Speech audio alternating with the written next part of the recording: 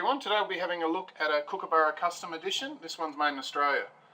So what we've got here is a Kookaburra that's been ordered through Topline Cricket, and it's been specifically made for the owner here in Australia. Now usually what happens with Kookaburras, they're actually made in India. The bat maker is Lachlan Dinger. You see him on Instagram a lot. He's the one who generally fits out the players with all their new kit on the Instagram pictures. So he's a bat maker in his own right, and he's shaped this one up, and it's a lovely looking bat. You can see there we've got 14 grains, I think. 1, 2, 3, 4, 5, 6, 7, 8, 9, 10, 11, 12, 13, 14 grains. The bat has actually been reviewed by me numerous times. I just wasn't happy with any of the reviews, so until I got this table, which you can see here, finally I've got a surface which I reckon will get rid of a lot of possible shadows and other artifacts that we get in the videos, but also the moire effect that this new camera has been creating.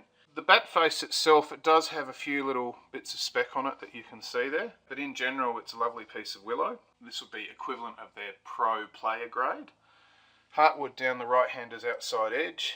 It's got this nice sticker combination of silver, black and copper.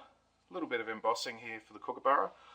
You can see there from the edge that we don't actually have a lot of blemishes running through the edge here. We do have a pin knot up here, but that's way up high, so that's not going to affect performance at all. That one there is well below the pressing line, so there's nothing on that edge and there's nothing there. The back of the bat is nice and clean too. There's some sort of residue or something here. I don't know what that is.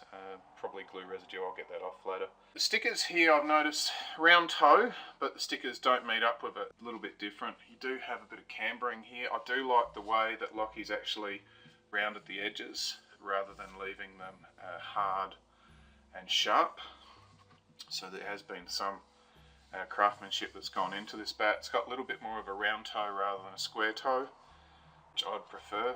Not the traditional full round toe, but it's close enough. Cambering helps you when you're tapping down to keep the bat nice and level on the ground. The handle is a decent oval at the base there, leading into a slightly semi-oval and round at the top. It is actually a really nice handle. It's got the Kookaburra scale. It is a standard Kookaburra handle, which is 3 corks now. They've gone away from rubber, and some sort of writing there on the back. Yeah, it's a 12-piece cane handle. Don't know what the writing means. It does have a D stamped on the edge, which we're assuming is D for Dinger, the bat maker. So, the specs. Well, it does fit through the gauge. Just. So if I show that to you here, you'll see that we've got a bit of clearance there, probably 2 mil of clearance on the spine and clearance at the edges.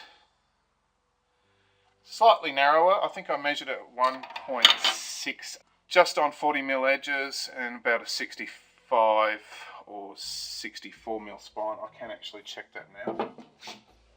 So 64.9.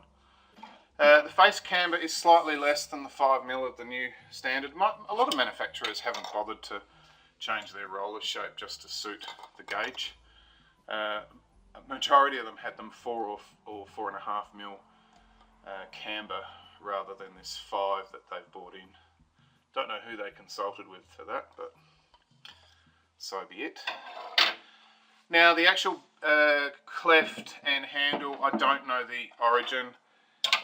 Do I know if this has been fully manufactured in Australia from, you know, splicing and doing all that? I don't know that. It's definitely been shaped in Australia. Stampings there you shouldn't find anywhere else. I did go into a store trying to look what matched up with what, and I couldn't find any Ds, so you're welcome to comment on the video whether you know of anything. You will see a little bit of a cherry. I've actually reviewed this, as I said, numerous times. But I really wasn't happy with how things were turning out, so I've waited and waited until I can get exactly what I want. So we're going to give it a tap up now, and we'll start at the toe.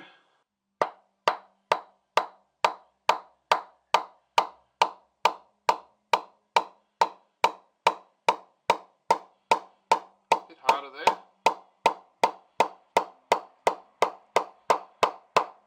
So the pressing is actually quite hard up towards the stickers. There's not really a hitting zone there, but where you are hitting from here down through to a mid-low, and even the toe. I actually like that it's been well pressed down at the toe. It doesn't feel soft down there. So yeah, I think it's a nice bat. One thing I'm not sure if I did, which we'll do right now, is put it on the scales. It's 294 and it feels about 287 maybe. It's on the heavier pickup, and that's purely because it's full all the way through. So it's got a decent mass all the way through here, and you can tell that its hitting zone is very long. So we'll start off as usual with the 4-piece, very old Kookaburra ball. And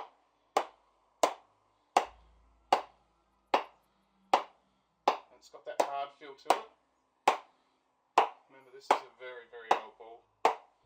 It's that ball that you really don't want to take from the ball bag at training.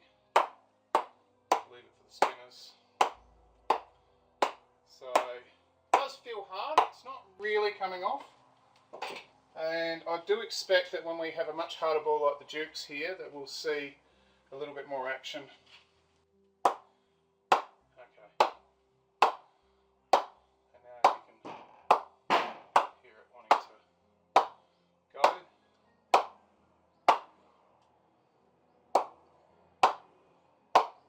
I'm not feeling any vibration through the handle, which is good.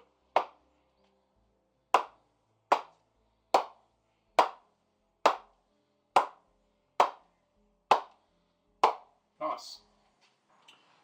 Would I say go out and try and order a custom made Kookaburra? Probably not. I don't know how much this costs, but I imagine we're heading into the near $1,000 territory, maybe between 800 and 1,000. I think pretty much their retail offerings at that are going to exhibit similar sorts of performance. This one is not really telling me the full story about how it's going to perform once that handle gives way. I do think that it would be a nice bat, but I don't know if it would be anything out of the ordinary in that sort of price point. And very much bat makers are restricted by what they can do with the new gauges. This one's pretty much maxing out the specs, as you can see there. I'm not going to quibble about 1 or 2 millimeters like some of you may. That's not going to make a huge amount of difference. The 2.9 and a half, but the balance is pretty nice and it's got that full feel. The handle shape is nice. It is a nice feeling bat. There's nothing wrong with it whatsoever. It's just a question of whether you want to go out and get something unique like this. Anyway, that's the Kookaburra Black Edition, which is actually handmade in Melbourne, so forget what the stickers say. This is a custom made bat, and thank you very much to the owner for sending that in. Something unique, an Aussie Kookaburra.